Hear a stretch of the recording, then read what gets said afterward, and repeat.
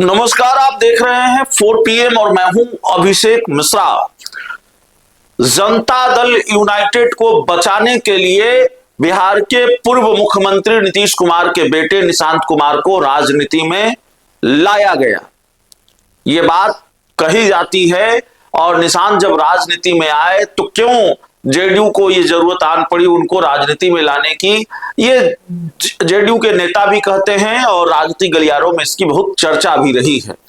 सवाल यह भी रहा है इसके साथ कि निशांत अगर जेडीयू को बचाने आए हैं तो क्या निशांत के आने से जेडीयू बच जाएगी, और वाकई क्या जेडीयू पर इतना बड़ा खतरा है? देखिए, खतरा तो है। जनता दल यूनाइटेड जिस तरह से कई गुटों में बटी हुई नजर आ रही है तो खतरा है। और सीएम की कुर्सी भारतीय जनता पार्टी के पास है तो बीजेपी अपने आप में जेडीयू के लिए बड़ी चुनौती है, बीजेपी अपने आप में जेडीयू के लिए खतरा है। और बीजेपी से खतरा है भारतीय जनता पार्टी को, माफ कीजिएगा, बीजेपी से खतरा है जनता दल यूनाइटेड को। और दूसरी तरफ पार्टी के अंदर ही कार्यकर्ताओं में जिस तरह से गुस्सा, नाराजगी और आक्रोश है पार्टी के कुछ बड़े नेताओं को लेकर, और फिर आनंद मोहन प्रकरण ने, आनंद मोहन के विद्रोह ने आग में घी का काम किया है, उससे एक बड़ा संकट है कि जनता दल यूनाइटेड कहां जा रही है और जेडीयू बच पाएगी कि नहीं बच पाएगी, जेडीयू का अस्तित्व सलामत रह पाएगा कि नहीं रह पाएगा। लेकिन सवाल यह है कि जनता दल यूनाइटेड बचाने आए निशांत कुमार को लाकर जेडीयू को नहीं बचाया जा सकता, या निशांत कुमार के आने से जेडीयू नहीं बच रही है तो क्या संजय झा की विदाई से जनता दल यूनाइटेड बच जाएगी? क्योंकि अब जेडीयू के अंदर जो पूरा मामला है उसमें एक नया ट्विस्ट आया है। संजय झा रडार पर हैं, संजय झा फायरिंग रेंज पर हैं। जेडीयू के कई नेता हैं, वो ऑफ द रिकॉर्ड भी संजय झा पर निशाना साधते हैं। और जाहिर तौर पर जेडीयू छोड़ चुके नेता हैं जय कुमार सिंह, जेडीयू में सीधे तौर पर नहीं है लेकिन उनके परिवार के 2 लोग सांसद विधायक हैं, पूर्व सांसद आनंद मोहन, उनके निशाने पर भी संजय झा हैं, और कई और लोगों के निशाने पर संजय झा हैं।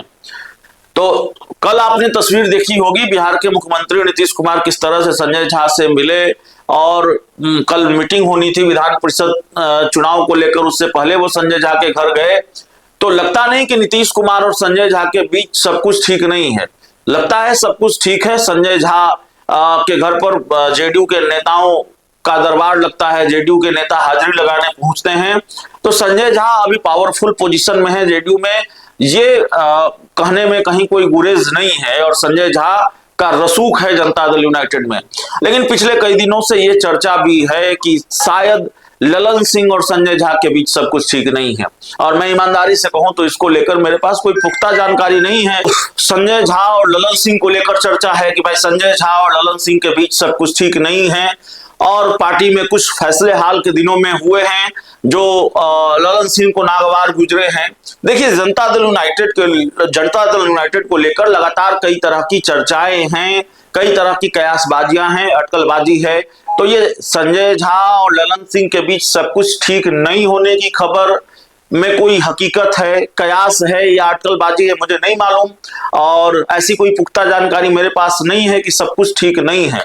लेकिन ऐसी जानकारी जरूर है कि संजय झा की मुश्किलें आने वाले दिनों में बढ़ सकती है। अब कितनी बढ़ेगी, क्योंकि जेडीयू में अब सबके निशाने पर संजय झा हैं। जो लोग जनता दल यूनाइटेड को बचाने की बात कर रहे हैं, जो लोग जनता दल यूनाइटेड में हैं, और ऑफ द कैमरा बहुत सारे लोग संजय झा पर निशाना साधते हैं, हालांकि निशाने पर ललन सिंह भी रहे हैं। आपको याद होगा कि होली के अगले दिन, जिस दिन नीतीश कुमार को राज्यसभा के लिए नामांकन करना था, तो एक अन्य मार्ग के बाहर संजय झा, ललन सिंह और दूसरे नेताओं के खिलाफ भी नारेबाजी हुई थी। लेकिन पूर्व सांसद आनंद मोहन ने एक तरह से ललन सिंह के बारे में यह खुलासा कर दिया कि क्यों ललन सिंह इतने खास रहे नीतीश कुमार के, और ललन सिंह की इतनी क्यों अहमियत है, उनका क्यों जनता दल यूनाइटेड में इतना रसूख है, इतना सम्मान है। आनंद मोहन ने कहा कि ललन सिंह का 7 खून माफ है, क्योंकि ललन सिंह ने पार्टी को बनाया है, और बाकी लोगों का क्या। तो पूरे वीडियो का जो लब्बो लुआब है, हम जो आपको बताने आए हैं वो बताने आए हैं कि देखिए, एक तो आरसीपी सिंह को लाने की कवायद हो रही है। अब आरसीपी सिंह आएंगे कि नहीं आएंगे, उनकी घर वापसी होगी कि नहीं होगी। और दूसरी तरफ ये कवायद है कि भाई निशांत कुमार को जेडीयू बचाने के लिए राजनीति में लाया गया, उनको जेडीयू में शामिल कराया गया। लेकिन जेडीयू बचाने के लिए एक जरूरत और है कि संजय झा का जो कद है वो कम हो। संजय झा की जो भूमिका है पार्टी में वो भूमिका थोड़ी छोटी हो, और जेडीयू के बहुत सारे लोगों की अगर चले तो वो संजय झा की विदाई ही चाहते हैं कि संजय झा की विदाई हो जाए। हालांकि ये संभव अभी नहीं दिख रहा है। जाहिर तौर पर वो जनता दल यूनाइटेड के बड़े नेता हैं, पार्टी के राष्ट्रीय कार्यकारी अध्यक्ष हैं, लेकिन एक तरह से खतरे की घंटी बज रही है, खतरे की घंटी बज चुकी है। और ये सवाल भी है कि क्या संजय झा आने वाले दिनों में उतने ही कद्दावर रह पाएंगे, उतना ही बड़ा कद उनका रह पाएगा। जनता दल यूनाइटेड में जितना बड़ा कद है उतना ही रसूखदार वो रह पाएंगे जेडीयू में, जितना बड़ा रसूख अभी उनका है।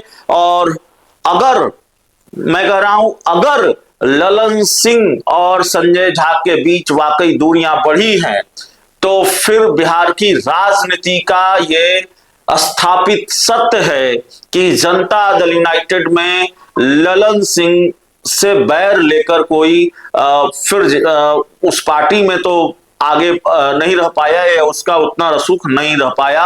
अगर ललन सिंह से बैर लिया तो फिर आपकी खैर नहीं। जनता दल यूनाइटेड में ललन सिंह आज भी नीतीश कुमार के बाद दूसरे बॉस हैं।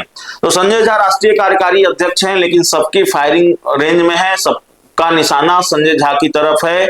और संजय झा पर एक इल्जाम यह भी चस्पा है कि वो भारतीय जनता पार्टी के बेहद करीब हैं, भारतीय जनता पार्टी के प्रति बहुत वफादार हैं, और तमाम तरह की बातें उनको लेकर कही जाती है। और हाल के दिनों में कई लोगों ने कही है। पूर्व सांसद आनंद मोहन का निशाना, और जेडीयू छोड़ चुके जय कुमार सिंह का निशाना, जेडीयू में कई लोगों से बात करेंगे तो उनके निशाने पर भी संजय झा ही रहे हैं।